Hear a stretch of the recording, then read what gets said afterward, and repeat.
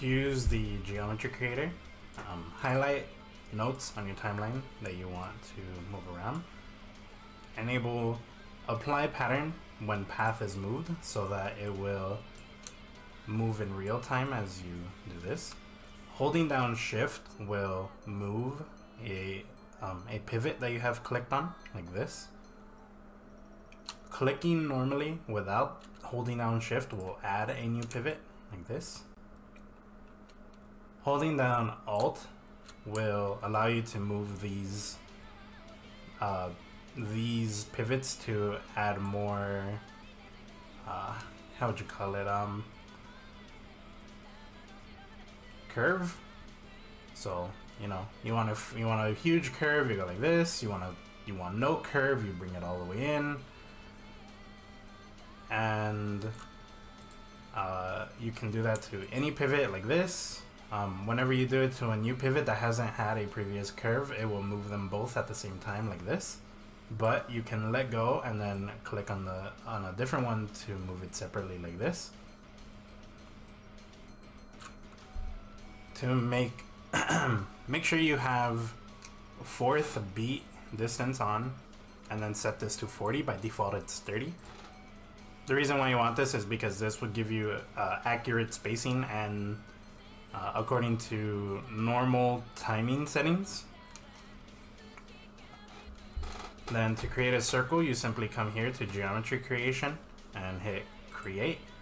Again, make sure you have 4th beat fixed distance 40 with 40 pixels. You can move any of these any way you want.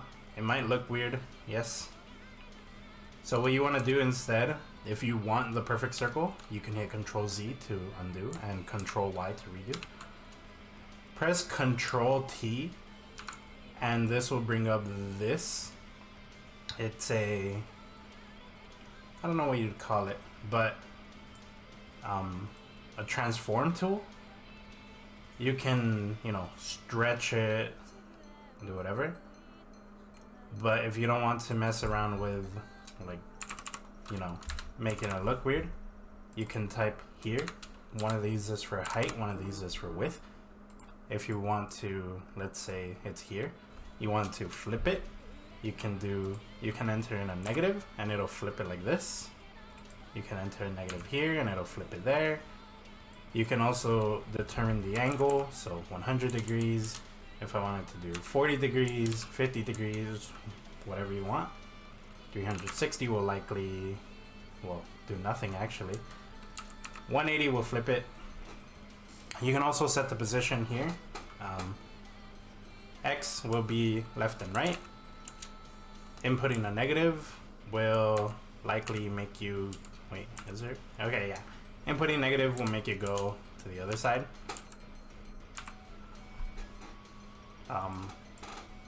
And other than that, this button here will turn on a grid.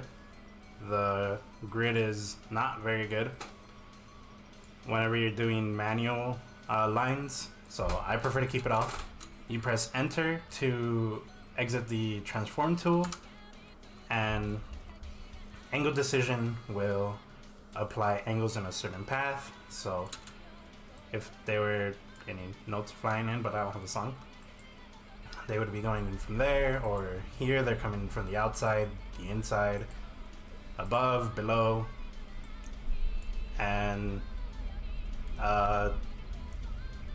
it's kind of about it. I actually don't know what restriction of angle of moving on shift plus drag does, but you can mess around with that.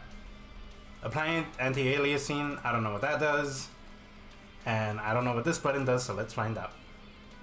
Oh, this is transform tool, I imagine, maybe, maybe not. You can mess around with this stuff, but that's basically how you